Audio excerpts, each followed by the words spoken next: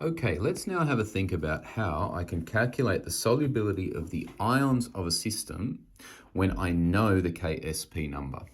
In the HSC exam, you are given a data sheet, and on one page, it's pretty much a whole page of KSP data. You can see it here, the solubility constant for all kinds of different compounds. Straight away from your knowledge of precipitate chemistry, you ought to see that these anions are largely the insoluble anions, right? Carbonates and sulfates and hydroxides and phosphates, they're really insoluble.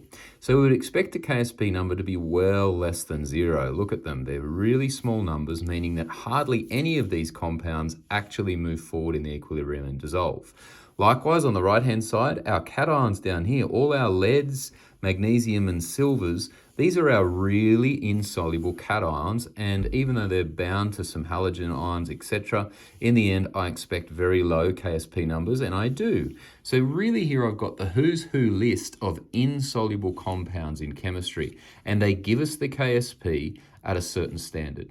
So I can now use this KSP number to determine the concentration of the ions that do dissolve. A very small proportion of them will ionize into aqueous ions by working backwards from the KSP, and it's just some simple algebra. So let's pick on calcium carbonate, whose KSP I'm told is 3.36 times 10 to the minus 9, meaning in the equilibrium system, let's have a look at it now, due to that number being so small, sure, some of the ions dissociate from the crystal in the water, but hardly any. The KSP number is so small that the equilibrium sits well left, and we say calcium carbonate is insoluble.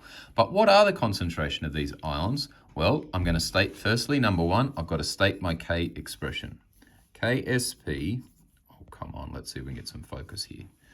Okay, KSP is equal to the concentration of the calcium ions multiplied by the concentration of the carbonate ions. We can see that's a K expression we're familiar with. Now, this time, however, we don't know the concentration of these ions to solve for KSP. We know KSP, so we can solve for the concentration of the ions. So we said from our data table that it's 3.36 times 10 to the minus 9. So I can now insert my KSP number, 3.36 times 10 to the minus 9, is going to be equal to the concentration of the calcium ions multiplied by the concentration of the carbonate ions. Now I have an algebraic expression if I use my knowledge of the 1-to-1 ratio. In year 11 you learnt that 1 mole of calcium carbonate, if it fully dissociated, would give you 1 mole of calcium and 1 mole of carbonate. In year 12 you learnt dynamic equilibrium means you have a proportion of all three in the system.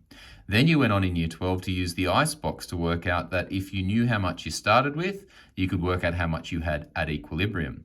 Now we're taking the step where we realize that if I'm given the KSP, this number is in relationship mathematically with the concentration of this ion and that ion. So if you knew the concentration of this ion, then you'd absolutely know that the concentration of this ion was exactly the same because it's a 1-to-1 relationship. If you know this one, let's say it was 10, then this one would have to be 10. If this one was 20, this one would be 20. If this one was 0.2, that one would be 0.2. They are in a 1-to-1 relationship. So therefore, if I assign an algebraic term to one of these, then the other unknown concentration, whatever that is, would be the same because it's a 1-to-1 relationship. So I state my algebraic expression. Let's say I'm going to call it Y. The unknown concentration is Y.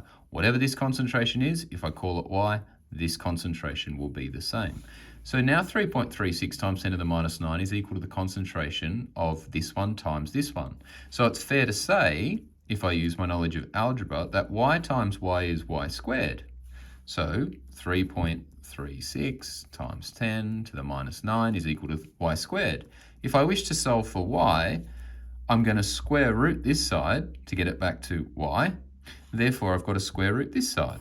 The square root of 3.36 times 10 to the minus 9 will be equal to the concentration of Y.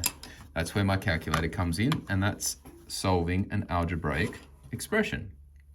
So I'm going to take the square root of 3.36, open the brackets, 3.36 times 10 to the minus 9, close the brackets, equals.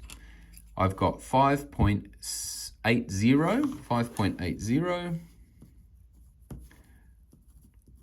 times 10 to the minus, and if you come back and have a look, I've got 1, 2, 3, 4, 5 times 10 to the minus 5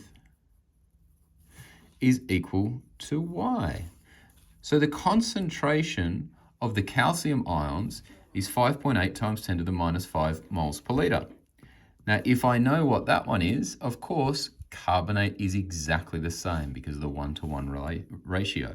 So I'm now able to confidently state the concentration of my ions. The concentration of calcium 2 plus is equal to 5.80, 3 sig figs times 10 to the minus 5 moles per litre, as is the concentration of my carbonate ions, is equal to 5.80 times 10 to the minus 5 moles per litre.